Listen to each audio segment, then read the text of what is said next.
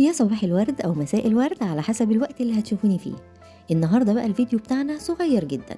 هنعمل مع بعض الترند اللي طالع اليومين دول بتاع مشروب النحافة. زي ما انتوا شايفين كده شكله حلو جدا. يلا بقى بينا نشوف عملنا ازاي. أول حاجة هنجهز الشفشق بتاع الخلاط بتاعنا، ونجهز بقى المكونات بتاعة المشروب. أول حاجة هيكون معايا التمر اللي هو الطري ده، يعني زي ما تحبي بقى حطيه 15 حبة 20 حبة، يعني ما فيهوش اي مشكلة. ومن الاحسن لو التمر ناشف شوية ان احنا ننقعه في مية قبليها، طبعا علشان شفشق الخلاط هيبقى صعب ان هو يضرب التمر لو كان ناشف.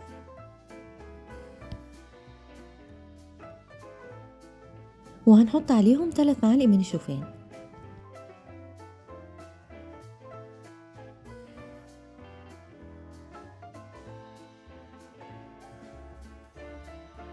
وهنحط عليهم كمية من عين الجمل، يعني على حسب بتحبيه او ما بتحبوهوش. لو ما بتحبوش قوي ممكن نحط حبايتين 3 كده مش اكتر، لكن لو بتحبوه عادي حطوا عليه كده زي ما انا حطيت.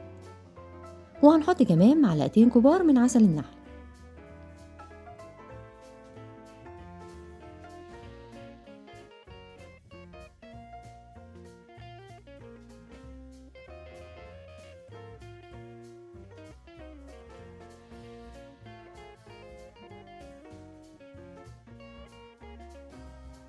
ممكن كمان لو حابين نحط اي نوع من الفاكهة زي الموز او الفراولة، يعني علشان يبقى قيمته الغذائية كمان اعلى وكمان يحسن من طعمه شوية.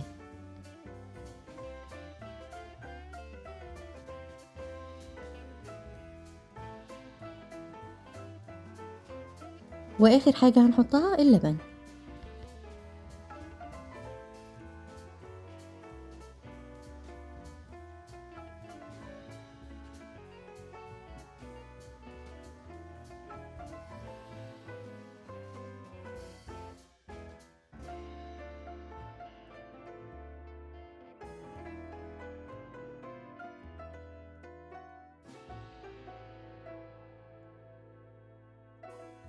هو في الاول بيبقى جامد شوية كده على الخلاط، بس واحدة واحدة بيتخلط كله وبيبقى كويس جدا.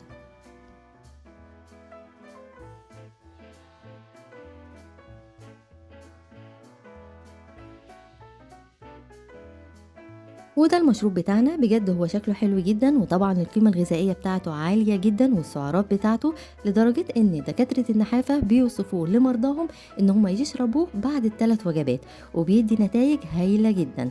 ده بالنسبة طبعا القيمة الغذائية بتاعته. اما بقى رأيي بالنسبة للطعم، هو الطعم بتاعه يعني غير مستحب بالمرة، وصعب جدا ان حد يتقبل الطعم بتاعه.